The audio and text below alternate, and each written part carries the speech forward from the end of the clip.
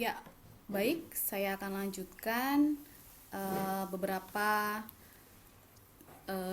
ciri yang nampak dalam kelas inklusif. Diantaranya adalah ini untuk implementasi di kelas maupun sekolah yang bisa dilakukan oleh peserta didik lainnya agar bisa terselenggara pendidikan inklusif sesuai dengan apa yang diinginkan.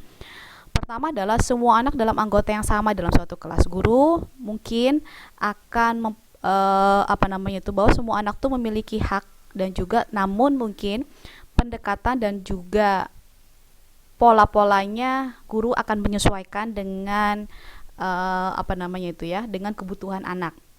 Namun pada dasarnya setiap anggota memiliki kesamaan di dalam suatu kelas. Mereka punya hak untuk bekerja sama dalam kelompok, mereka juga punya hak untuk kemudian mendapatkan materi buku atau materi yang disampaikan oleh guru. Kemudian juga berinteraksi dan berkomunikasi satu sama lain. Jadi guru juga memberikan multi arah dalam melakukan komunikasi dengan anak, dan juga memberikan kesempatan kepada anak-anak, tidak hanya mungkin guru terlalu fokus pada anak yang ABK saja, atau guru yang terlalu fokus pada anak normal dan mengabaikan ABK, sehingga semua juga punya kesempatan untuk berinteraksi dan berkomunikasi.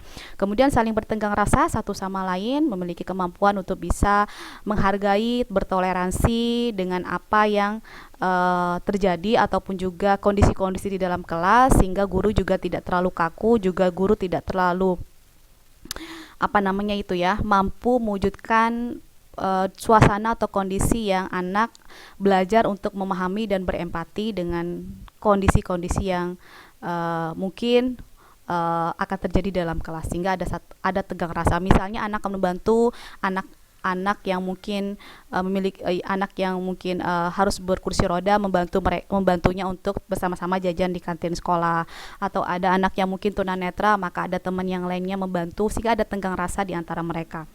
Selain itu juga menerima kenyataan bahwa sebagian anak mempunyai kebutuhan, sebuah anak mempunyai kebutuhan yang berbeda dari mayoritas dan kadang-kadang melakukan hal yang berbeda. Jadi bahwa sebagian anak tuh punya kebutuhan yang berbeda, dan kadang-kadang guru ataupun anak akan melakukan hal yang berbeda. Misalnya ada anak yang mungkin anak tunadaksa, maka dia tidak bisa melakukan tugas pelajaran yang diberikan oleh guru, misalnya lari, maka diberikan tugas yang akan berbeda dengan tugas anak yang lainnya. Kemudian anak akan diberikan pola pembelajaran untuk bekerja sama dan meminimalisir persaingan di antara mereka. Semua anak, walaupun persaingan itu sebenarnya bagus untuk membantu kompetensi mereka, tapi bukan persaingan individual, tapi bagaimana menciptakan persaingan secara kerjasama dan secara kelompok. Kemudian semua anak punya rasa bermitra. Semua anak punya rasa untuk saling partner dan juga pekerjaan yang mereka lakukan untuk selalu bekerja sama. Jika anak tertentu karena berbagai alasan punya suatu kebutuhan untuk menerima perhatian berkala di luar kelas, setiap orang akan memandang hal ini sebagai suatu hal yang alami.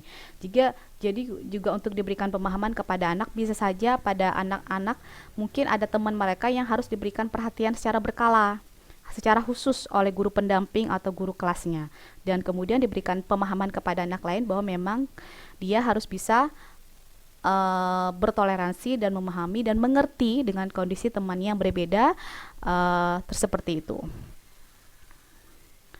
Nah, ini mungkin paradigma baru yang kemudian yang saya jelaskan pada pertemuan pertama tentang paradigma pendidikan pada pendidikan inklusi atau PLB ya.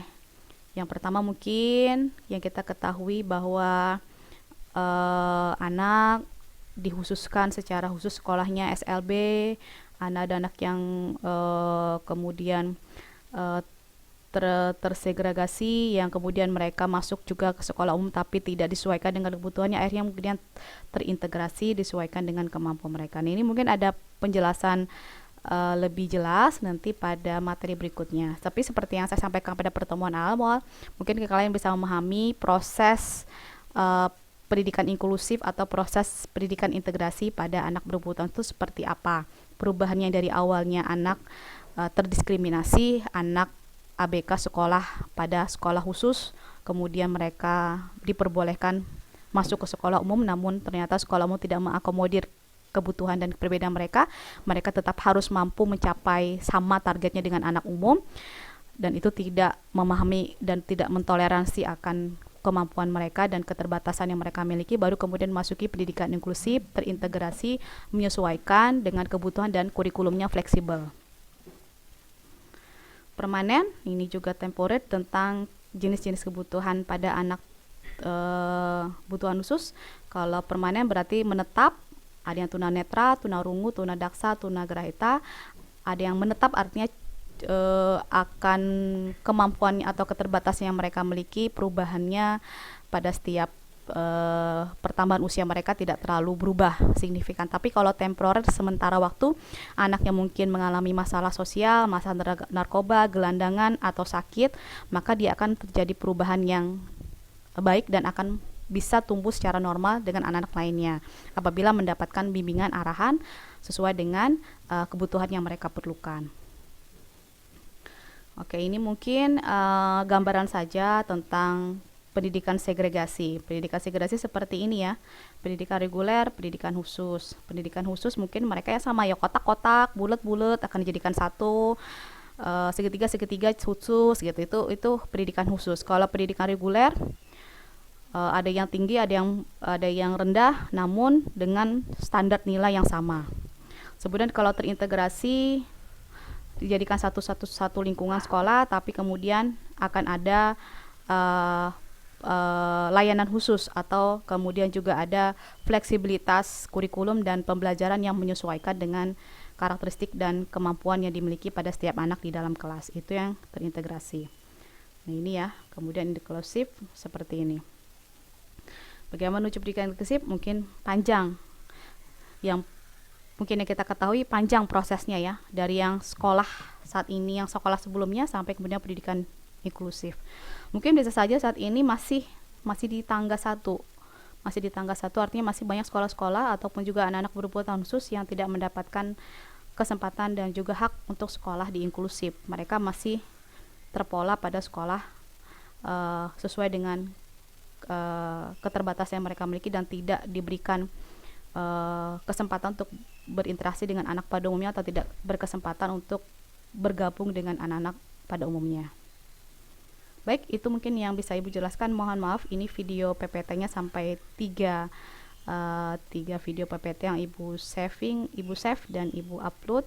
Mudah-mudahan bisa dipahami dan disimak apa yang sudah Ibu jelaskan, dan akan ada tugas yang kalian harus kerjakan setelah menyimak materi video PPT yang sudah Ibu buat ya. Terima kasih atas perhatiannya. Salam sehat semuanya, dan juga jangan lupa selalu beribadah, berdoa kepada Allah Subhanahu wa taala. Mudah-mudahan kita selalu dilindungi dan juga selalu diberikan kesehatan. Terima kasih. Assalamualaikum warahmatullahi wabarakatuh.